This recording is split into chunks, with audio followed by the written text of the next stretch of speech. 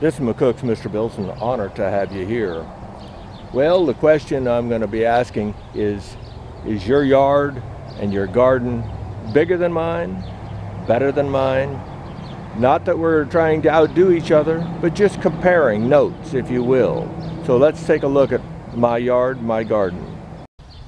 Wife likes her roses out front here. We have 5 different roses for my wife to enjoy and pick.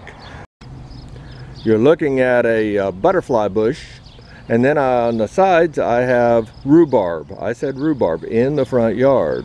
An attractive plant that is edible. Here's a neat little cucumber in the front yard in a 5-gallon cloth container, and it is producing. You're looking at one of my pepper plants in a 3-gallon container, and yes, it is producing.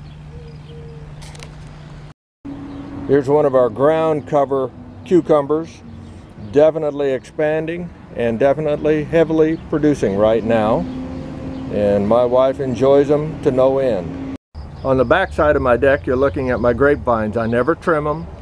They are about 30 years old, and they are nothing short of amazing for producing seedless grapes. Tons and tons of seedless grapes, absolutely. Well worth owning. And the $5 that I paid for it, I'd say it's more than paid itself back so many more times, and an enjoyment to have. Near the back door we have 2 tomato plants, and of course they're in full production. Very few red ones yet, very few red ones. These are Roma tomatoes, and they're doing reasonably well.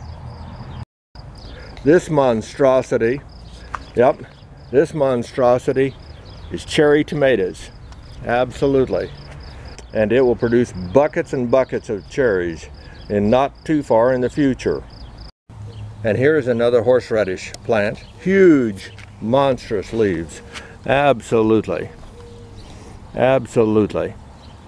Beautiful plant, if nothing else for decoration, but again, as well as for food. Here's a Roma tomato in a 5-gallon bucket. Now the wind abused it some, to say the least, but they're coming on.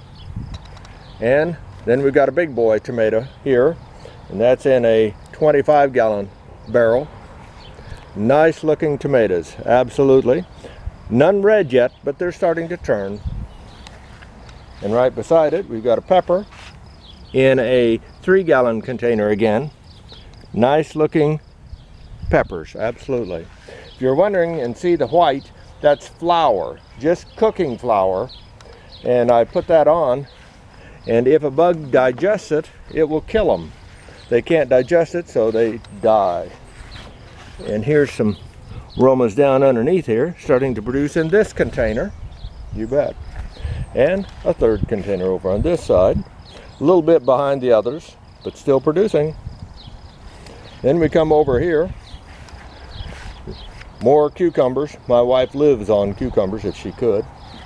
And another cucumber patch. And over there, well, those are beans and radishes in that container, along with over there another tomato, heavily producing. I use mint every once in a while on different projects and different food items that I utilize, and that is my mint patch, if you will. About a 3x3 with a steel rim around it, so it kind of contains it a little bit, but rest assured I get all the mint I could possibly need from there, fresh, instead of from a store. Now I grow wild gourds. I've done videos on them. They're a real rough gourd leaf, and if you notice, nothing eats it. And so I make a gourd leaf tea out of it and put that on some of my other plants to keep the bugs off of them, rather than to use pesticides. You're looking at my driveway. On the north side is rhubarb. Incredible amount of rhubarb grown there every year. Decorative and yet food. Here's one of my stock tanks. I've got minnows in there, and I've got goldfish doing quite well. And right beside them is almost a 5-foot tall horseradish plant. Been there for a few years, and we're just letting it grow for more of a view than to utilize. But if we had to, we sure could. Here's 3 rain barrels that get filled and are about halfway full, other than the last one, which is full. This bad boy has got duckweed in it. I said duckweed. I utilize that in a number of ways.